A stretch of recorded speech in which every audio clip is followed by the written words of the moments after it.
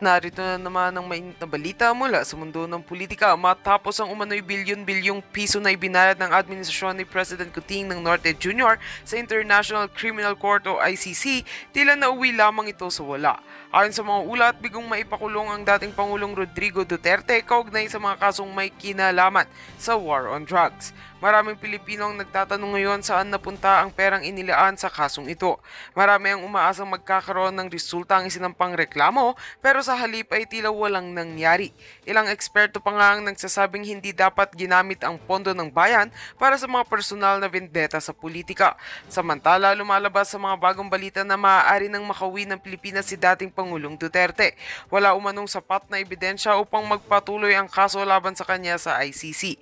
Ayon sa ilang source na malapit na sa kampo ni Duterte, nagbunyi naman ang kanyang mga taga-suporta at naniniwalang isa itong patunay ng kanyang pagiging inosente.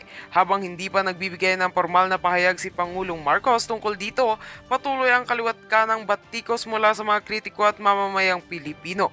Umiigting rin ang tensyon sa pagitan ng dalawang kampo at marami ang nag-aabang kung ano ang magiging susunod na hakbang ng gobyerno. Tiyak na hindi pa tapos ang laban sa usaping ito. At yan nga ang mga balitang ating pagkakatutukan, at kung bago ka pa lamang sa aking channel ay huwag kakalimutang mag-like, share and subscribe para updated ka sa aming mga bagong balita dito sa Tatak Pinas.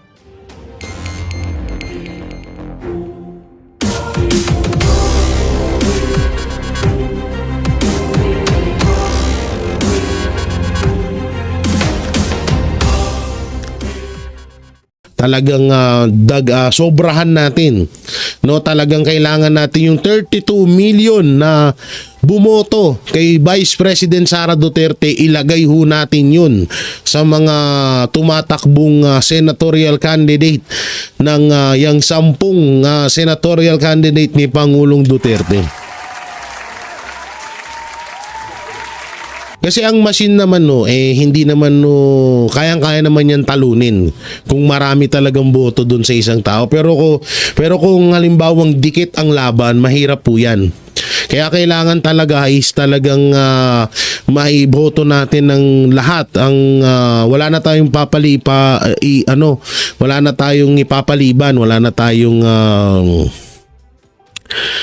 wala na tayong lalaktawan sa 10 Duterte or Duterte senatorial candidate ni Pangulong Duterte. Yan lang ang kahilingan ni Mayor Duterte, kaya sana pagbigyan na ho natin mga kababayan. Yan na yung pagkakataon natin para makabawi sa kanya. Sa huli, hinikayat din ni VP Sara ang taong bayan na ipagdasal ang bansa. Magdasal tayo para sa ating bayan. Ang gusto natin ay nakikita natin na paakyat ang ating bayan. Hindi tayo nahuhuli sa ating mga kapitbahay. Gusto natin nakikita na merong oportunidad ang mga tao natin doon. Unang-una, healthcare. Pangalawa, edukasyon. At syempre, pag natapos sila ng aral, pwede silang magtrabaho doon. Nanawagan si VP Sara sa mga Pilipino na maging mas mahigpit at masigasig sa kanilang mga pangarap para sa bayan. Kasabay ng kanyang paalala na ang pag-unlad ng bansa ay nakasalalay sa sama-samang pagkilos ng mamamayan. Binigyang din niya ang pangarap ng Pilipinas na maging pinakamahusay sa anumang larangan, hindi lamang basta pumapangalawa o nasa likuran ng iba. Para sa Diyos at sa Pilipinas. Hindi, alam nyo kasi talagang tayo, iwan na talaga tayo. Kung sino man yung nakapanood dyan ng video ko na nandoon ng Banateros Brothers sa Hong Kong, kasabay ho namin doon na pumunta si Pangulong Duterte. May kita nyo doon sa video ko na talagang wala na ho tayo ni traffic pa nga lang sa traffic lang wala na tayo. Sa daloy lang ng trapiko, sa daloy ng mga sasakyan sa ibang bansa, wala na ho tayo. Sa ganda ng mga kalsada, napaka smooth ng mga kalsada doon, wala na ho tayo. Yung squatter area doon, nasa loob ng building. Yung mga residente doon na tinatawag, kung tawagin dito sa atin na squatter area, naka-building, naka-aircon. Pero tayo dito nga. Kaya totoo yung sinabi ni Vice President Sara Duterte, panalangin natin na sana wag pababa kundi pataas ang ating bayan. Samantalang syempre bago tayo dito muna tayo sa isang video ito. Alam nyo, talagang isa din talaga dapat sa maano natin tong kay Pastor, dahil ito yung isa sa unang-una at pinakamalapit na kaibigan ni Pangulong Duterte. So pakinggan natin. Pinaabot ni Pastor Apollo C. Kibuloy ang kanyang taus-pusong pagbati sa kanyang matalik na kaibigan, ang dating Pangulong Rodrigo Roa Duterte, na nagdiriwang ng kanyang ika-80 kaarawan. Sa kabila ng kasalukuyang sitwasyon ng dating Pangulo sa Netherlands, nananatili ang kanyang diwa ng paglilingkod at pagmamahal sa bayan. Narito ang balita ni MJ Mondehar. Happy birthday, Mayor. Isang espesyal na pagbati ang pinapaabot ni Pastor Apollo C. Kibuloy para sa kanyang matalik na kaibigan, ang dating Pangulong Rodrigo Roa Duterte, na nagdiriwang ng kanyang ika-80 taong kaarawan. Sa kanyang recorded message, ipinahayag ni Pastor Kibuloy ang kanyang taus-pusong pagbati at matinding simpatya sa dating Pangulo, lalo na sa hindi inaasahang pangyayari na pareho silang nasa isang pagsubok sa kasalukuyan. Binalikan ni Pastor Kibuloy ang kanilang masasayang alaala tuwing kaarawan ni dating Pangulong Duterte, kung saan sila ay nagsasama-sama sa Davao, nagkukwentuhan at nagbabahagi ng kanilang paboritong pagkain. Dagdag pa niya, anuman ang kasalukuyang sitwasyon, ang lahat ay may takdang panahon, at sa kabila ng lahat ng hamon, patuloy siya nagpapasalamat sa Diyos sa buhay na ibinigay sa kanila sa panahong ito. Maraming salamat sa iyong pagiging tunay na kaibigan, Mayor. Maraming salamat sa iyong pagtanggap sa akin bilang spiritual advisor sa matagal na panahon. Ang estilo ng iyong pamumuno, hindi man nagustuhan o sinangayunan ng iba, ay naghatid ng kapayapaan, kaayusan at kasaganaan sa bawat Pilipino sa loob ng 6 na taon. Ipinaalala rin ni Pastor Kibuloy ang mga pangunahing nagawa ng dating Pangulo, tulad ng Golden Age of Infrastructure sa ilalim ng Build program, ang pagpapataas ng sahod ng mga kawani ng gobyerno, at ang matapang na laban kontra iligal na droga at terorismo. Binigyang diin niya ang hindi matatawarang dedikasyon ni Pangulong Duterte sa paglaban sa korupsyon at sa mga oligarko, pati na rin ang kanyang pagsusumikap na maibalik ang dangal at pagpapahalaga ng mga Pilipino sa kanilang sarili bilang isang malayang bansa. Kaya ikaw ay isang buhay na bayani para sa akin, o living hero, at mahal ka ng bawat Pilipino, Mayor. Hindi na maiaalis sa puso at isipan ng bawat Pilipino yung tapang at malasakit. Ikaw ang tatay digong na minamahal ng lahat. Ayon pa sa butihing pastor, magkaiba man ang kanilang larangan, iisa lang ang kanilang misyon para sa bayan. At kung ganito man ang naging kahinatnan natin dahil sa ating mga prinsipyo, isang malaking karangalan ito para sa ating bayan. Sa pagtatapos ng kanyang mensahe, nagpaabot si Pastor Grabe Apollo yun, ng panalangin para sa kalusugan, kaligtasan at pagpapala para kay dating Pangulong Duterte at sa kanyang buong pamilya. Kaya sa iyong kaarawan, Mayor, ang ating dating Pangulong Duterte, ang dalangin ko ay palawigin pa ng Diyos ang iyong buhay, bigyan ka ng malakas at malusog na pangangatawan, proteksyon at seguridad na asan ka man ngayon, at naway maging inspirasyon ng iyong karanasan na marami pa ang tumindig para sa katotohanan at katwiran. Pinasalamatan Natin dahil sa ating mga Grabe yun, no? kalusugan, kaligtasan at pagpapala para kay dating dating iyong buhay. Alam nyo sobra akong nangilabot doon sa sinabi ni Pastor. Sobra akong nangilabot doon na kung ganito man ang kanilang kagustuhan, kung ganito man ang tadhana dahil tayo ay tumayo sa ating prinsipyo, pinanindigan natin yung prinsipyo natin kaya tayo nakakulong ngayon. Grabe yun, ha?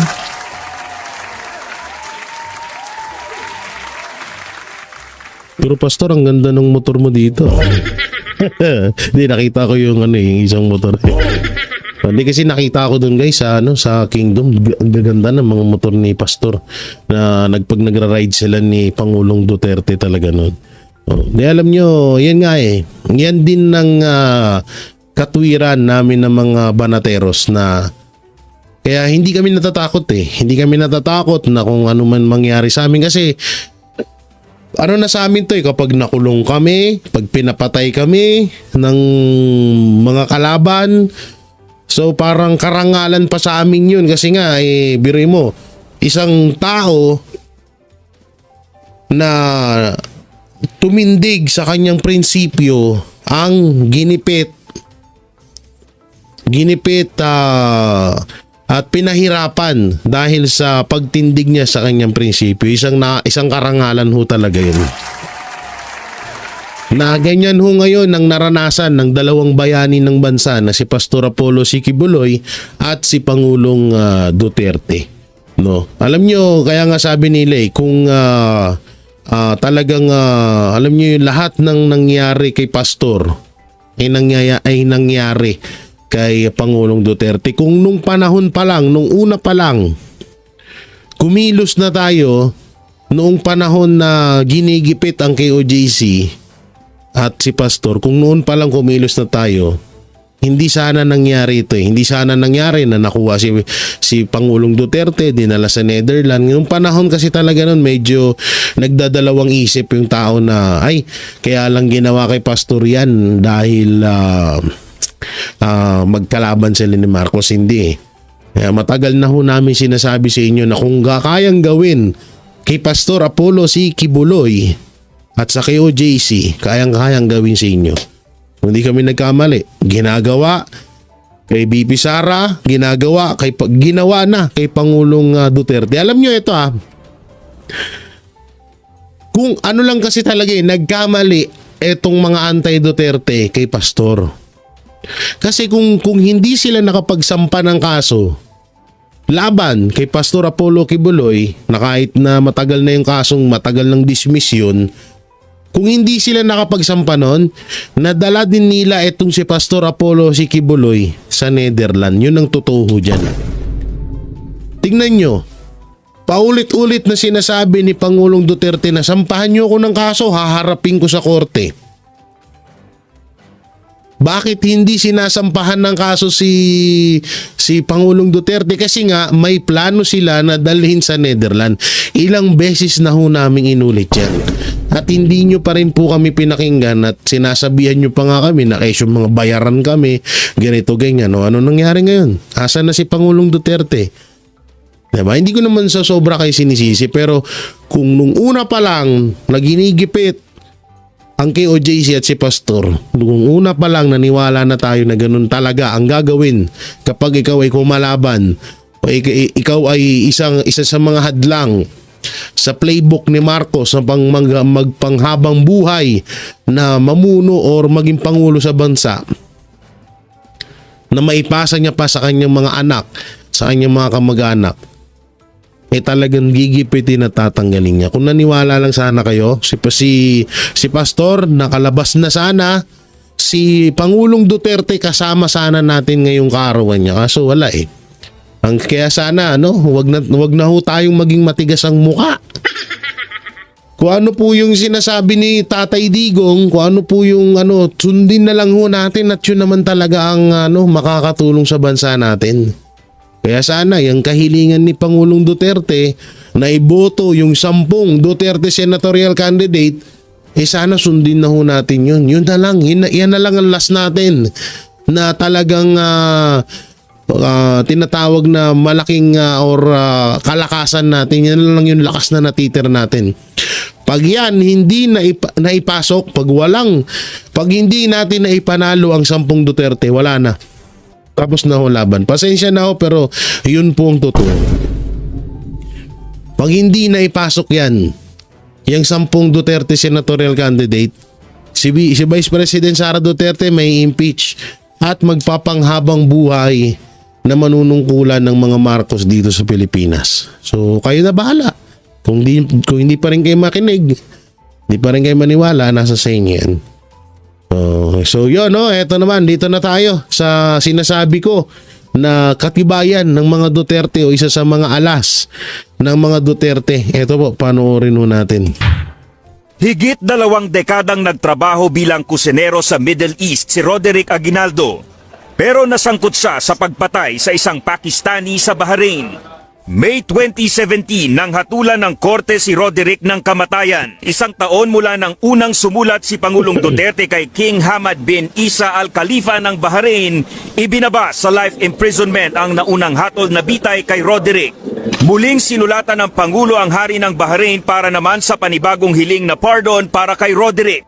Wala pang 1 taon mula nang maibaba sa life imprisonment ang hatol na bitay, nakalaya si Roderick Aguinaldo matapos na mabigyan ng royal pardon ng hari ng Bahrain.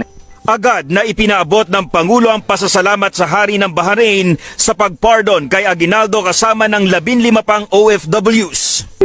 Alam nyo ha, hari ng Bahrain yun. Matindi ho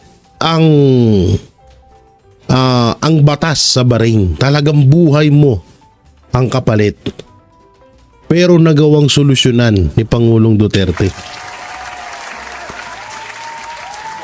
Ganon ang isang leader. Kayang ipaglaban hanggang dulo yung kanyang mga sinasakupan. At nirerespeto siya ng ibang bansa. Panahon ngayon nga. Masasabi ko na ito yung pinakamatinding himala na nangyari sa buhay namin. Ibinunyag naman ni Pangulong Duterte kung paano nailigtas sa parusang bitay ang Pinay overseas worker na si Jennifer Dalquez sa UAE. Ayon sa Pangulo, tinakot niya ang mga opisyal ng UAE na ipatitigil ang employment doon oras na bitayin ang ating kababayan. What I'm trying to say is, kung hindi ka walang nangyari talaga sa bayan na ito. Totoo lang. If you cannot save, better behave. Ganito ang luha ng hustisya, ng kalayaan, at ang muling makapiling ni Jennifer Dalquez ang kanyang pamilya. Sa Twitter post ng Administrator ng Overseas Workers Welfare Administration na si Hans Leo Kakdak, ang pagkikita ni na Pangulong Rodrigo Duterte at Jennifer Dalquez sa Malacanang kahapon. Niyakap ni Dalquez ang punong ehekutibo. Batay sa tweet ni Kakdak, tearful at joyous ang pagkikita ng dalawa. Si Dalquez ang OFW na hinatulan ng death penalty ng United Arab Emirates sa kasong pagpatay sa kanyang amo. Sinaksak umano ni Dalquez ang kanyang amo matapos siyang pagtangkaang gahasain. Ayon kay Pangulong Duterte, nagbanta siya sa UAE hinggil sa kaso ni Dalquez. Sabi ko kasi, sabi ko, tayo ninyo yan. Sabihin ko sa inyo. Nagpis ang magkakapatid na Dimapiles Kaya grabe ka mahal ng OFW si Pangulong Duterte. No? nang makumpirmang kapatid pala nila si Joanna Daniela Dimapiles ang natagpuan sa loob ng freezer sa Kuwait. What are you doing to my countrymen? And if I were to do it to your citizens here, would you be happy? No. Parang pinirito ang gilitsyon. Grabe, alam nyo, yun yung isa sa pinakagumimbal din sa Pilipinas, yung kababayan natin na 1 taon na palang patay na nilagay sa freezer. Is there something wrong with your culture? Is there something wrong with the values? Potang inapinansya yung katawan. Kawawa naman. There will be no more recruitment for especially domestic helpers. Wala na.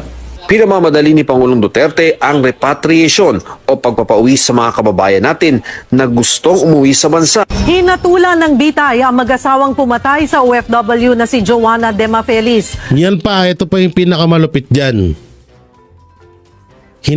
Yung mga tiga-ibang bansa ang nababaliktad nung panahon ni Pangulong Duterte. Talagang hindi niya hinahayaan na mapahamak yung mga kababayan natin OFW. Tignan nyo dito sa parting to, yung mag-asawa pa yung nahatulan ng bitay.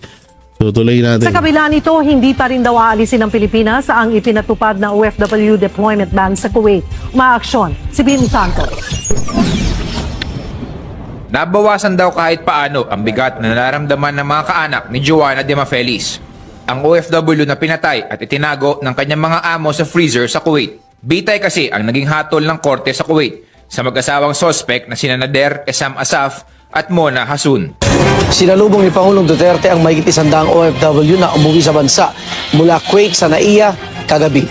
Sila ang nag-apply ng amnesty kasunod ng anunsyong total deployment ban sa nasabing bansa. Hindi ko nagustuhan at saka hindi ko na masikmura. Sabi ko, pauwin mo lahat. Walang pera, mag-knockout ng aeroplano kung sino dyan, basta pauwin mo lahat. I'd like to say that again, welcome. I love you as a Filipino. Mahal ko kayo. Hindi po ako papayag na samantalayin kayo. Kinumpirma ng Department of Foreign Ito naman. Ito yung pangulo nyo ngayon. Pakinggan ng maigi. Saksak sa inyong kukuti. Pakinggan. Affairs na binitay noong October 5 ang isang Pilipino sa Saudi Arabia dahil sa pagpatay sa isang Saudi national. Ayon kay Romel Romato, Charge d'Affaires Philippine Embassy sa Riyadh, isinagawa ang pagbitay ng walang abiso sa pamilya nito o sa embahada alinsunod sa lokal na batas. Naharap ang Pilipino sa parusang kisas o retribution kaugnay ng alitan sa pera. We tried everything, and for many years, and the Saudi government really tried to look and to be sure that the judgment of hanging was actually deserved. Deserved daw. Putangin na mo. Noong panahon ni PRRD, biglang napasulpot si Kevin Hart. Deserve ng Pilipino, ng kababayan natin yung nangyari sa kanya doon. May baka kaya niya pinatay yun dahil baka pinagtatangkaan din siya. Yan, ito yung tunay na ebidensya na talagang walang pakialam ang administrasyong Marcos sa mga Pilipino. Yan, ang liwanag Ang liwanag na sinabi. Pamilya nito o sa embahada alinsunod sa lokal na batas. Naharap ang Pilipino sa parusang kisas o retribution kaugnay ng alitan sa pera. Hindi mo, alitan lang pala to sa pera. We tried everything, and for many years, and the Saudi government really tried to look and to be sure that the judgment of hanging was actually deserved.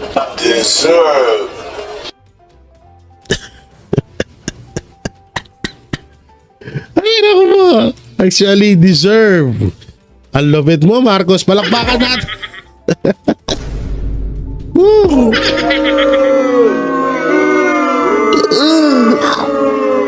Tindi. Grabe. Noong panahon ni PRD, yung mga OFW, ililigtas niya. Panahon ni Marcos, deserve daw ng mga OFW. Tapos nung nakaraan, parang may pinauwi na naman sila ng mga OFW. Alam nyo kung bakit ano. So doon wala tayong problema sa na tinulungan nila yung OFW. Ang problema natin doon ay yun ay isang malaking katotohanan na isang propaganda lamang. Para hindi magalit ang lahat or may conditioning na naman. Para hindi magalit yung mga OFW na parang may papamukha lang na, uy, di namin kayo pinapabayan. Ito nga, pinauwi namin yung iba. Parang ganun. Kasi alam na nila na magagalit ang taong bayan pag ang mga OFW kapag inilipad ng Netherlands si Pangulong Duterte. Grabe, no? Ang lupit talaga, ang lupit. Palakpakan natin, no? Palakpakan natin si Pangulong Duterte, hindi si Marcos, ha? Grabe, doon tayo. Yan ang isa, yung sinasabi ko sa inyo na isa sa mga ebidensya, isa sa mga alas ng mga Duterte, yung ganyang pagmamahal sa ating mga mahal na hero abroad OFW.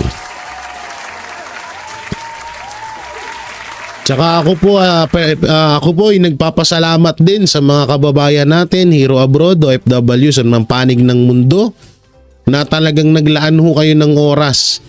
Alam mo namin na yung ginagawa nyo ay dapat ay ikakaano nyo na lang yan. Yan na lang po yung oras ng pahinga nyo. Pero inilaan nyo pa rin po kay Pangulong Duterte. Kami pong Banateros Brothers ay lubusong nagpapasalamat sa ginawa nyo at talagang saludo po kami sa inyo sa inyong malasakit sa kay Pangulong Rodrigo Roa Duterte. Hindi ho matatawaran ng anumang pera, ng anumang material na bagay ang pagmamahal at pagmalasakit sa isang tao. Hindi ho mapapalitan ng kahit ano man yan. Kaya kami po ay lubos na nagpapasalamat. Yung po mga Banateros, anong maikukomento nyo sa napanood nyo? Lalong-lalo na ho dito sa video ni Pangulong Duterte at video ni Marcos Jr. Comment nyo lang po dyan sa baba. Siyempre, don't forget to like, share, comment, and subscribe sa ating YouTube channel. Paipindot na lang din po yung bell button at pakisabay na rin po ang super thanks at join button para lagi tayong updated sa ating mga video araw-araw. So yun, maraming salamat po. Ingat po kayo palagi. God bless and peace. And bye-bye. Sobrahan natin, talagang kailangan natin yung 32 million na bumoto kay Vice President Sara Duterte. Ilagay ho natin yun sa mga tumatakbong senatorial candidate ng yung 10 senatorial candidate ni Pangulong Duterte. Kasi ang machine naman hindi naman kayang-kaya naman yan talunin kung marami talagang boto dun sa isang tao. Pero kung halimbawang dikit ang laban, mahirap po yan.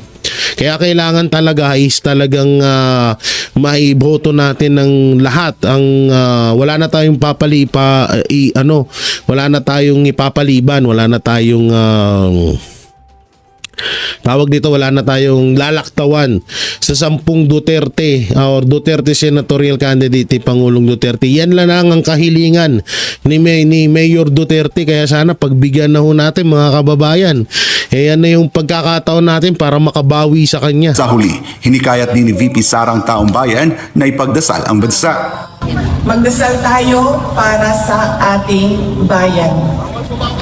Ang gusto natin ay nakikita natin na paakyat ang ating bayan. Hindi tayo nahuhuli sa ating mga kapitbahay.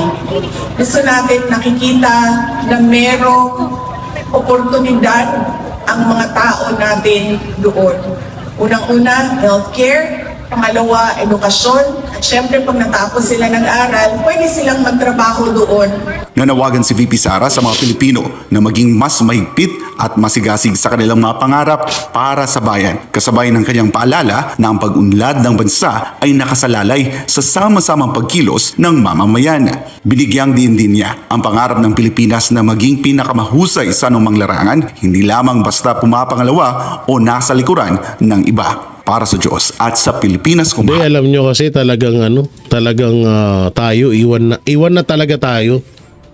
Kung sino man yung nakapanood dyan ng video ko na nandoon ng Banateros Brothers sa Hong Kong, kasabay ho namin doon na pumunta si Pangulong Duterte. May kita nyo doon sa video ko na talagang wala na ho tayo ni traffic pa nga lang sa traffic lang wala na tayo. Sa daloy lang ng trapiko, sa daloy ng mga sasakyan sa ibang bansa, wala na ho tayo. Sa ganda ng mga kalsada, napaka smooth ng mga kalsada doon, wala na ho tayo. Yung squatter area doon, nasa loob ng building. Yung mga residente doon na tinatawag, kung tawagin dito sa atin, na squatter area, naka-building. Naka-aircon. Pero tayo dito, nga. Kaya totoo yung sinabi ni Vice President Sara Duterte, panalangin natin na sana huwag pababa, kundi pataas ang ating bayan. Samantalang syempre bago tayo dito muna tayo sa isang video ito. Alam nyo, talagang isa din talaga dapat sa maano natin tong kay Pastor, dahil ito yung isa sa unang-una at pinakamalapit na kaibigan ni Pangulong Duterte. So pakinggan natin. Pinabot ni Pastor Apollo C. Kibuloy ang kanyang taus-pusong pagbati sa kanyang matalik na kaibigan, ang dating Pangulong Rodrigo Roa Duterte, na nagdiriwang ng kanyang ika-80 kaarawan. Sa kabila ng kasalukuyang sitwasyon ng dating Pangulo sa Netherlands, nananatili ang kanyang diwa ng paglilingkod at pagmamahal sa bayan. Narito ang balita ni MJ Mondehar. Happy birthday, Mayor. Isang espesyal na pagbati ang pinapaabot ni Pastor Apollo C. Kibuloy para sa kanyang matalik na kaibigan, ang dating Pangulong Rodrigo Roa Duterte, na nagdiriwang ng kanyang ika-80 taong kaarawan. Sa kanyang recorded message, ipinahayag ni Pastor Kibuloy ang kanyang taus-pusong pagbati at matinding simpatya sa dating Pangulo, lalo na sa hindi inaasahang pangyayari na pareho silang nasa isang pagsubok sa kasalukuyan. Binalikan ni Pastor Kibuloy ang kanilang masasayang alaala tuwing kaarawan ni dating Pangulong Duterte, kung saan sila ay nagsasama-sama sa Davao, nagkukwentuhan at nagbabahagi ng kanilang paboritong pagkain. Dagdag pa niya, anuman ang kasalukuyang sitwasyon, ang lahat ay may takdang panahon, at sa kabila ng lahat ng hamon, patuloy siya nagpapasalamat sa Diyos sa buhay na ibinigay sa kanila sa panahong ito. Maraming salamat sa iyong pagiging tunay na kaibigan, Mayor. Maraming salamat sa iyong pagtanggap sa akin bilang spiritual advisor sa matagal na panahon. Ang estilo ng iyong pamumuno, hindi man nagustuhan o sinangayunan ng iba, ay naghatid ng kapayapaan, kaayusan at kasaganaan sa bawat Pilipino sa loob ng 6 na taon. Ipinaalala rin ni Pastor Kibuloy ang mga pangunahing nagawa ng dating Pangulo, tulad ng Golden Age of Infrastructure sa ilalim ng Build program, ang pagpapataas ng sahod ng mga kawani ng gobyerno, at ang matapang na laban kontra iligal na droga at terorismo. Binigyang diin niya ang hindi matatawarang dedikasyon ni Pangulong Duterte sa paglaban sa korupsyon at sa mga oligarko, pati na rin ang kanyang pagsusumikap na maibalik ang dangal at pagpapahalaga ng mga Pilipino sa kanilang sarili bilang isang malayang bansa. Kaya ikaw ay isang buhay na bayani para sa akin, o living hero, at mahal ka ng bawat Pilipino, Mayor. Hindi na maiaalis sa puso at isipan ng bawat Pilipino ang iyong tapang at malasakit. Ikaw ang tatay digong na minamahal ng lahat. Ayon pa sa butihing pastor, magkaiba man ang kanilang larangan, iisa lang ang kanilang misyon para sa bayan. At kung ganito man ang naging kahinatnan natin dahil sa ating mga prinsipyo, isang malaking karangalan ito para sa ating bayan. Sa pagtatapos ng kanyang mensahe, nagpaabot si Pastor Apollo ng panalangin para sa kalusugan, kaligtasan at pagpapala para kay dating Pangulong Duterte at sa kanyang buong pamilya. Kaya sa iyong kaarawan, Mayor, ang ating dating Pangulong Duterte, ang dalangin ko ay palawigin pa ng Diyos ang iyong buhay, bigyan ka ng malakas at malusog na pangangatawan, proteksyon at seguridad na asan ka man ngayon, at naway maging inspirasyon ng iyong karanasan na marami pa ang tumindig para sa katotohanan at katwiran. Pinasalamatan natin dahil sa ating mga kalusugan, kaligtasan at pagpapala para kay dating iyong buhay. Alam nyo sobra akong nangilabot doon sa sinabi ni Pastor. Sobra akong nangilabot doon na kung ganito man ang kanilang kagustuhan, kung ganito man ang tadhana dahil tayo ay tumayo sa ating prinsipyo, pinanindigan natin yung prinsipyo natin kaya tayo nakakulong ngayon. Grabe yun ha.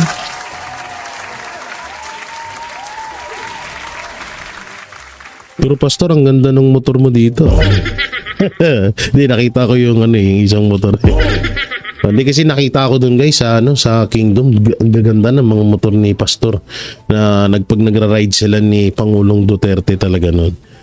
Di alam nyo, yan nga yan din ng katwiran namin ng mga banateros na kaya hindi kami natatakot Hindi kami natatakot na kung ano man mangyari sa amin kasi na sa amin to kapag nakulong kami, pag pinapatay kami ng mga kalaban.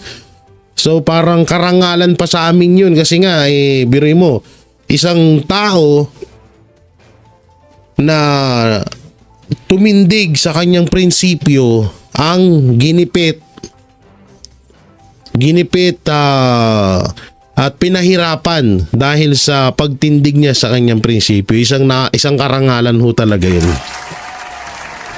Na ganyan ho ngayon ang naranasan ng dalawang bayani ng bansa na si Pastor Apollo C. Quiboloy at si Pangulong Duterte. No? Alam nyo, kaya nga sabi nila kung talagang alam nyo yung lahat ng nangyari kay Pastor ay nangyari kay Pangulong Duterte. Kung nung panahon pa lang, nung una pa lang, kumilos na tayo noong panahon na ginigipit ang KOJC at si Pastor, kung noon pa lang kumilos na tayo, hindi sana nangyari ito. Hindi sana nangyari na nakuha si Pangulong Duterte, dinala sa Netherlands. Noong panahon kasi talaga nun, medyo nagdadalawang isip yung tao na, ay, kaya lang ginawa kay Pastor yan dahil magkalaban sila ni Marcos. Hindi. Kaya matagal na ho namin sinasabi sa inyo na kung kayang gawin kay Pastor Apollo C. Quiboloy at sa KOJC, kayang-kayang gawin sa inyo. Hindi kami nagkamali. Ginagawa kay BP Sara, ginawa na kay Pangulong Duterte. Alam nyo ito kung ano lang kasi talaga nagkamali etong mga anti-Duterte kay Pastor. Kasi kung hindi sila nakapagsampa ng kaso laban kay Pastor Apollo Quiboloy, na kahit na matagal na yung kasong, matagal ng dismiss yun, kung hindi sila nakapagsampa nun, nadala din nila itong si Pastor Apollo C. Quiboloy sa Netherlands. Yun ang totoo dyan. Tingnan nyo, paulit-ulit na sinasabi ni Pangulong Duterte na sampahan nyo ako ng kaso, haharapin ko sa korte. Bakit hindi sinasampahan ng kaso si Pangulong Duterte? Kasi nga may plano sila na dalhin sa Netherlands. Ilang beses na ho namin inulit yan. At hindi nyo pa rin po kami pinakinggan at sinasabihan nyo pa nga kami na kesyo mga bayaran kami, ganito ganyan. Ano nangyari ngayon? Asa na si Pangulong Duterte?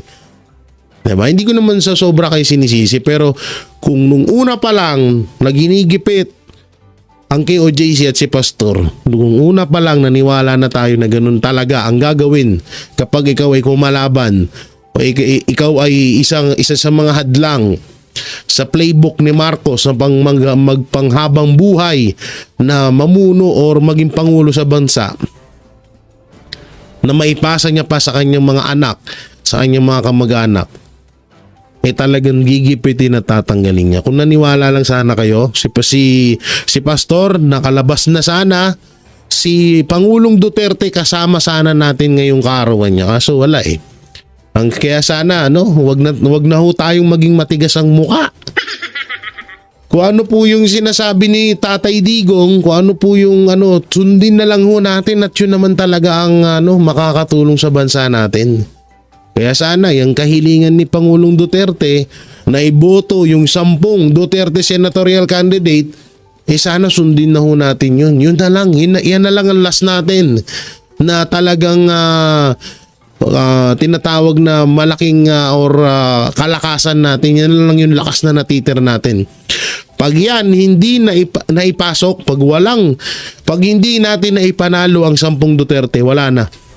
Tapos na ho laban. Pasensya na ho, pero yun po ang totoo. Pag hindi na ipasok yan, yung 10 Duterte senatorial candidate, si Vice President Sara Duterte may impeach at magpapanghabang buhay na manunungkulan ng mga Marcos dito sa Pilipinas. So, kayo na bahala. Kung hindi pa rin kayo makinig, hindi pa rin kayo maniwala, nasa sa inyo yan. So yun, eto naman, dito na tayo sa sinasabi ko na katibayan ng mga Duterte o isa sa mga alas ng mga Duterte. Eto po, panoorin ho natin. Higit 2 dekadang nagtrabaho bilang kusinero sa Middle East si Roderick Aguinaldo. Pero nasangkot siya sa pagpatay sa isang Pakistani sa Bahrain. May 2017 nang hatulan ng korte si Roderick ng kamatayan. 1 taon mula nang unang sumulat si Pangulong Duterte kay King Hamad bin Isa Al Khalifa ng Bahrain, ibinaba sa life imprisonment ang naunang hatol na bitay kay Roderick. Muling sinulatan ng Pangulo ang hari ng Bahrain para naman sa panibagong hiling na pardon para kay Roderick. Wala pang isang taon mula nang maibaba sa life imprisonment ang hatol na bitay, nakalaya si Roderick Aguinaldo matapos na mabigyan ng royal pardon ng Hari ng Bahrain. Agad na ipinaabot ng Pangulo ang pasasalamat sa Hari ng Bahrain sa pagpardon kay Aguinaldo kasama ng 15 pang OFWs. Alam nyo Hari ng Bahrain yun. Matindi ho ang batas sa Bahrain. Talagang buhay mo ang kapalit. Pero nagawang solusyonan ni Pangulong Duterte. Ganon ang isang leader. Kayang ipaglaban hanggang dulo yung kanyang mga sinasakupan. At nire-respeto siya ng ibang bansa. Panahon ngayon nga. Masasabi ko na ito yung pinakamatinding himala na nangyari sa buhay namin. Ibinunyag naman ni Pangulong Duterte kung paano nailigtas sa parusang bitay ang Pinay overseas worker na si Jennifer Dalquez sa UAE. Ayon sa Pangulo, tinakot niya ang mga opisyal ng UAE na ipatitigil ang employment doon oras na bitayin ang ating kababayan. What I'm trying to say is, kung hindi ka wala mangyari talaga sa bayan na ito. Totoo lang. If you cannot save, better behave. Ganito ang luha ng hustisya, ng kalayaan, at ang muling makapiling ni Jennifer Dalquez ang kanyang pamilya. Sa Twitter post ng Administrator ng Overseas Workers Welfare Administration na si Hans Leo Kakdak, ang pagkikita ni na Pangulong Rodrigo Duterte at Jennifer Dalquez sa Malacanang kahapon. Niyakap ni Dalquez ang punong ehekutibo. Batay sa tweet ni Kakdak, tearful at joyous ang pagkikita ng dalawa. Si Dalquez ang OFW na hinatulan ng death penalty ng United Arab Emirates sa kasong pagpatay sa kanyang amo. Sinaksak umano ni Dalquez ang kanyang amo matapos siyang pagtangkaang gahasain. Ayon kay Pangulong Duterte, nagbanta siya sa UAE hinggil sa kaso ni Dalquez. Sabi ko kasi, tayo ninyo yan. Sabihin ko sa inyo. Nagpis ang magkakapatid na Dimapiles Kaya grabe ka mahal ng OFW si Pangulong Duterte. No? nang makumpirmang kapatid pala nila si Joanna Daniela Dimapiles ang natagpuan sa loob ng freezer sa Kuwait. What are you doing to my countrymen? And if I were to do it to your citizens here, would you be happy? No. Parang pinirito ang gilitson. Grabe, alam nyo, yan yung isa sa pinakagumimbal din sa Pilipinas, yung kababayan natin na isang taon na palang patay na nilagay sa freezer. Is there something wrong with your culture? Is there something wrong with the values? Potang inapinansya yung katawan. Kawawa naman. There will be no more recruitment for especially domestic helpers. Wala na. Pinamamadali ni Pangulong Duterte ang repatriation o pagpapauwi sa mga kababayan natin na gustong umuwi sa bansa. Hinatulan ng bitay ang mag-asawang pumatay sa OFW na si Joanna Dema Feliz. Yan pa, ito pa yung pinakamalupit dyan. Yung mga tiga-ibang bansa ang nababaliktad nung panahon ni Pangulong Duterte. Talagang hindi niya hinahayaan na mapahamak yung mga kababayan natin OFW. Tignan nyo dito sa parting to, yung mag-asawa pa yung nahatulan ng bitay. Tutuloy natin. Sa kabila nito, hindi pa rin daw aalisin ng Pilipinas ang ipinatupad na OFW deployment ban sa Kuwait. Umaaksyon si Bim Santos. Nabawasan daw kahit paano ang bigat na nararamdaman ng mga kaanak ni Joanna Dema Feliz, ang OFW na pinatay at itinago ng kanyang mga amo sa freezer sa Kuwait. Bitay kasi ang naging hatol ng korte sa Kuwait sa mag-asawang sospek na sina Nader Esam Asaf at Mona Hasun. Sinalubong ni Pangulong Duterte ang mahigit 100 OFW na umuwi sa bansa mula Kuwait sa Naiya kagabi. Sila ang nag-apply ng amnesty kasunod ng anunsyong total deployment ban sa nasabing bansa. Hindi ko nagustuhan at saka hindi ko na masikmura. Sabi ko, pauwin mo lahat. Walang pera, mag-knockout ng aeroplano kung sino dyan. Basta pauwin mo lahat. I'd like to say that again, welcome. I love you as a Filipino. Mahal ko kayo. Hindi po ako papayag na samantalahin kayo.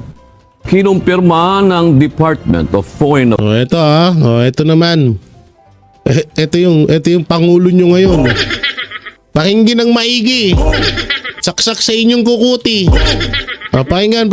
Affairs na binitay noong October 5 ang isang Pilipino sa Saudi Arabia dahil sa pagpatay sa isang Saudi national. Ayon kay Romel Romato, Charge d'Affaires Philippine Embassy sa Riyadh, isinagawa ang pagbitay ng walang abiso sa pamilya nito o sa embahada alinsunod sa lokal na batas. Naharap ang Pilipino sa parusang kisas o retribution kaugnay ng alitan sa pera. We tried everything, and for many, many years. And the Saudi government really tried to look and to be sure that the judgment of hanging was actually deserved. Deserve daw. Putangin na mo. Noong panahon ni PRRD, biglang napasulpot si Kevin Hart Deserve ng Pilipino, ng kababayan natin yung nangyari sa kanya doon. Baka kaya niya pinatay yun dahil baka pinagtatangkaan din siya. Yan, ito yung tunay na ebidensya na talagang walang pakialam ang administrasyong Marcos sa mga Pilipino. Yan, ang liwanag Ang liwanag na sinabi. Pamilya nito o sa embahada alinsunod sa lokal na batas. Naharap ang Pilipino sa parusang kisas o retribution kaugnay ng alitan sa pera. Hindi mo, alitan lang pala to sa pera. We tried everything, and for many, many years. And the Saudi government really tried to look and to be sure that the judgment of hanging was actually deserved.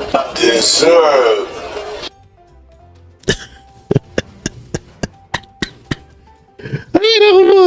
Actually, deserve. Ang lupit mo, Marcos. Palakpakan natin.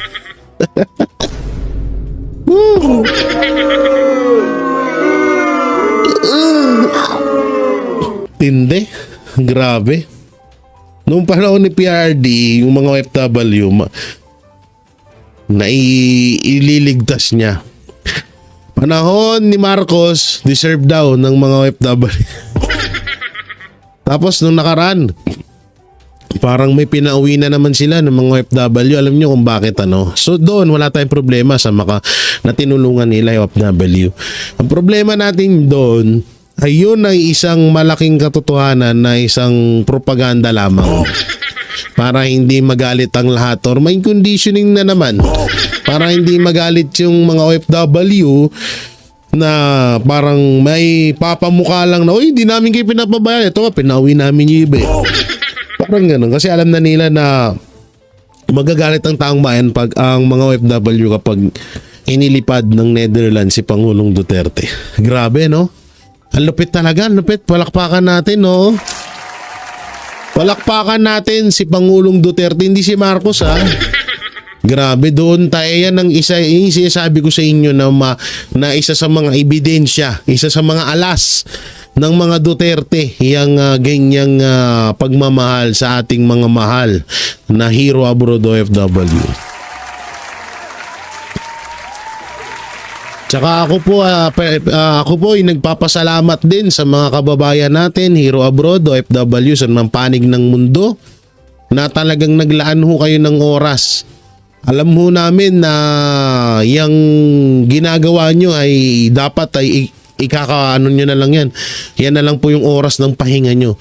Pero inilaan nyo pa rin po kay Pangulong Duterte. Kami pong Banateros Brothers ay lubusong nagpapasalamat sa ginawa nyo at talagang saludo po kami sa inyo sa inyong malasakit sa kay Pangulong Rodrigo Roa Duterte. Hindi ho matatawaran ng anumang pera, ng anumang material na bagay ang pagmamahal at pagmalasakit sa isang tao. Hindi mapapalitan ng kahit ano man yan. Kaya kami po ay lubos na nagpapasalamat. Yun po no mga banateros, anong maikukomento nyo sa napanood nyo? Lalong-lalo na ho dito sa video ni Pangulong Duterte at video ni Marcos Jr. Comment nyo lang po dyan sa baba. Siyempre, don't forget to like, share, comment, and subscribe sa ating YouTube channel. May pindot na lang din po yung bell button at pakisabay na rin po ang super thanks at join button para lagi tayong updated sa ating mga video araw-araw. So yun, maraming salamat po. Ingat po kayo palagi. God bless and peace and bye-bye.